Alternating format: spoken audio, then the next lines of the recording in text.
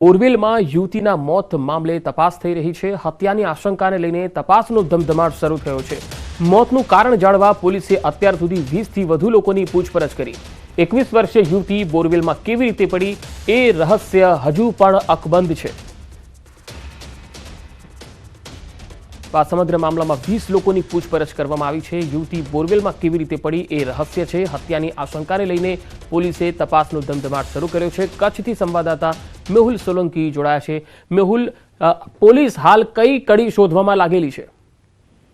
જી પંકજ, ચોક્કસથી વાત કરીએ તો ભુજ તાલુકાના કંઠેરાઈ ગામે બોરવેલમાં પડી જવાની યુવતીનો જે મોતનો મામલો હતો તેનું કારણ જાણવા અત્યાર સુધી પોલીસે છે તે 20થી વધુ લોકોની પૂછતાછ છે તે કરી છે। 1 ફૂટ વ્યાસના જે બોરવેલમાં 21 વર્ષીય યુવતી પડી છે કઈ રીતે તે બાબતે પણ અનેક રહસ્યો છે તે સર્જાયા છે।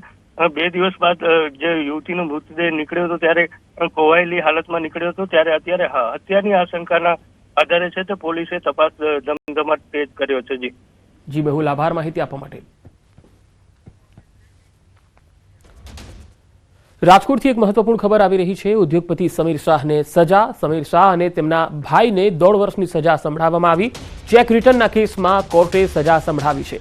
બેંકમાંથી લીધેલી કેશના હપ્તા માટે ચેક આપ્યો હતો અને 65 લાખનો ચેક પરત થતા કાર્યવાહી કરવામાં આવી। 1 માસમાં બેંકને વળતર ચૂકવવાનો આદેશ પણ કરવામાં આવ્યો છે। વધુ માહિતી સાથે રાજકોટથી સંવાદદાતા અંકિત પોપટ જોડાયા છે। અંકિત, ઉદ્યોગપતિને સજા, વધુ વિગતો શું છે? ચોક્કસ પંકજ, ખાસ કરીને વાત કરવામાં આવે તો સૌરાષ્ટ્ર ઓઇલ મિલ એસોસિએશનના પૂર્વ પ્રમુખ સમીર શાહ અને તેમના ભાઈ શ્યામ શાહને અદાલત દ્વારા 1.5 વર્ષની સજાનો હુકમ છે તે સંભળાવવામાં આવ્યો છે। તેમજ વળતરની રકમ ન ચૂકવવામાં આવે તો 6 માસની સજાનો પણ હુકમ છે તે કરવામાં આવ્યો છે। ખાસ કરીને વાત કરવામાં આવે તો બેંકમાંથી જે કેશ ક્રેડિટ ઉપર જે લીધેલી લોન હતી અને તેના પેટે આપેલો 65 લાખ રૂપિયાનો ચેક છે જે બેંકમાંથી રિટર્ન થતા બેંક ઓફ ઇન્ડિયા દ્વારા કાયદેસરની કાર્યવાહી છે તે હાથ ધરવામાં આવી હતી અને તેના જ કારણે તેમના દ્વારા કાયદાકીય પગલું છે તે પણ ભરવામાં આવ્યું હતું અને તે જ અંતર્ગત વાત કરવામાં આવે તો બેંક ઓફ ઇન્ડિયા દ્વારા ચીફ જ્યુડિશિયલ મેજિસ્ટ્રેટની કોર્ટમાં નેગોશિયેબલ ઇન્સ્ટ્રુમેન્ટ એક્ટની કલમ 138 મુજબ કેસ છે તે દાખલ કરવામાં આવ્યો હતો અને આ કેસ અંતર્ગત જ કોર્ટ દ્વારા છે જે બંને ભાઈઓ સમીર શાહ અને શ્યામ શાહને તકસીરવાન ઠેરાવીને 18 માસની સજાનો છે તે હુકમ કરવામાં આવ્યો છે।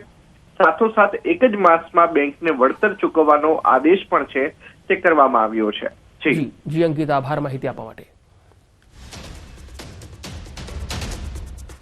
વડોદરામાં હરણી લેક ઝોન દુર્ઘટના મામલામાં નિવૃત્ત કાર્યપાલક ઇજનેરની મુશ્કેલી વધી શકે છે, કારણ કે પેન્શનમાંથી દર મહિને 5000 કાપી લેવાનો હુકમ થયો છે।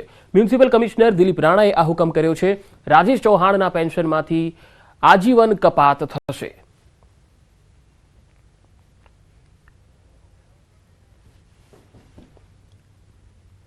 અરવલ્લીમાં નકલી પોલીસ બની ઠગતા 2 લોકો પકડાયા। યુવકે એએસઆઈની ઓળખ આપી અને છેતરપિંડી કરી હતી। બાયડના આંબલિયારાના પિતા પુત્ર ઝડપાયા છે। ઠગબાજોએ 6 યુવકોના 13.5 લાખ પડાવી લીધા। પોલીસની નોકરી આપવાનું કહીને ઠગાઈ કરી। બાયડ પોલીસે આરોપી પિતા પુત્રને ઝડપી લીધા છે। પોલીસે નિમેશ ચૌહાણ અને અશોક ચૌહાણ સામે ગુનો દાખલ કર્યો છે। વધુ માહિતી સાથે અરવલ્લીથી સંવાદદાતા હાર્દિક પટેલ જોડાયા છે। હાર્દિક, આંબલિયારાના આ પિતા પુત્ર કેવી રીતે ઠગતા હતા?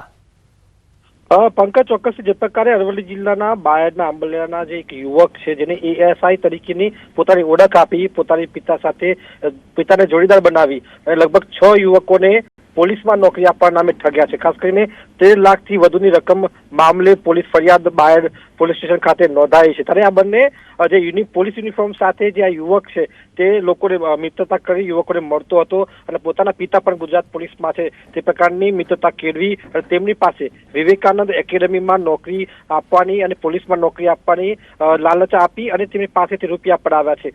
સમગ્ર મામલે આ યુવકો દ્વારા હવે પોલીસ ફરિયાદ આપવામાં આવી છે। ત્યારે આ જે બંને ઠગ ટોળકી છે બાપ બેટાની, એ તેમને બંનેની અટકાયત કરી દેવામાં આવી છે અને પોલીસ દ્વારા કાર્યવાહી હાથ ધરાઈ છે। જી પંકજ। જી હાર્દિક, આભાર માહિતી આપવા માટે।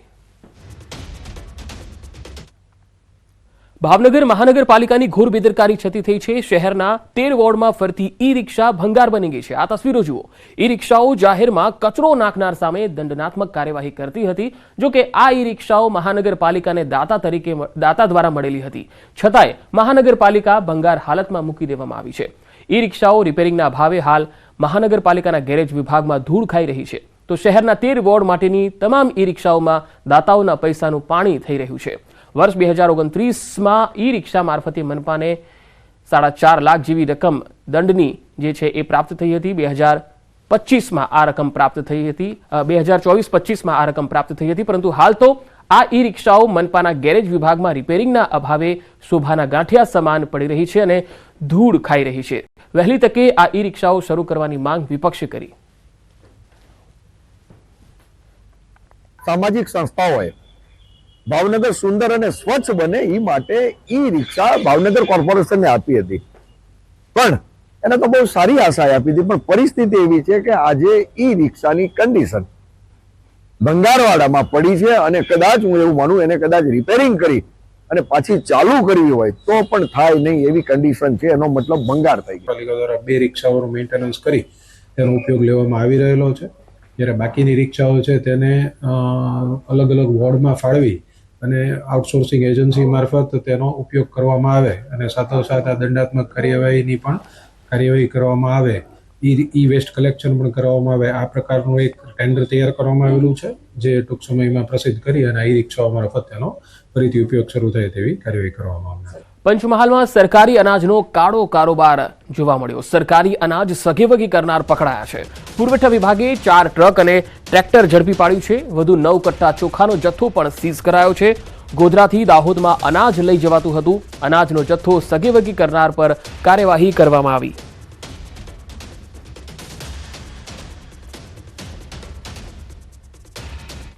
વડોદરા વન વિભાગની મોટી કાર્યવાહી। ડેસર તાલુકામાંથી પહાડી પોપટની હેરાફેરી ઝડપાઈ છે।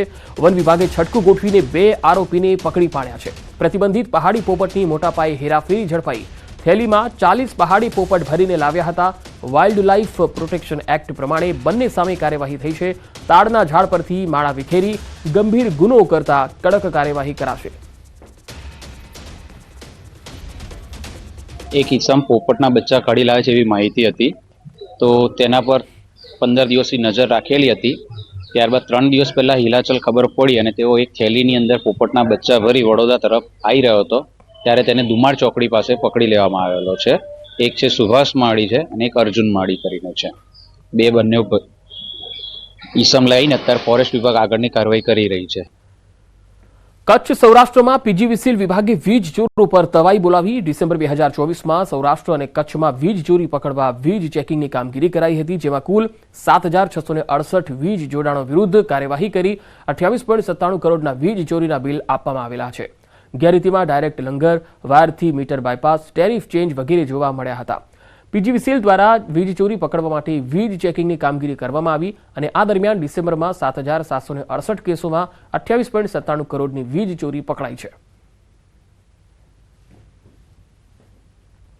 પીજીવીસીએલમાં વીજ ચોરીની ઝુંબેશ પકડવા માટેની જે ચાલુ છે એમાંથી અમારી 365 ટીમ સમગ્ર પીજીવીસીએલના સૌરાષ્ટ્ર કચ્છ એરિયામાં ચેકિંગની ઝુંબેશ અમે માર્ચ મહિનાથી જ આખા વર્ષ દરમિયાન અમારી ચાલતી જ હોય છે, સતત ચેકિંગ ચાલતું જ હોય છે। જેમાં ડિસેમ્બર માસમાં 7,668 કનેક્શનો વીજ ચોરીમાં પકડાયેલ છે।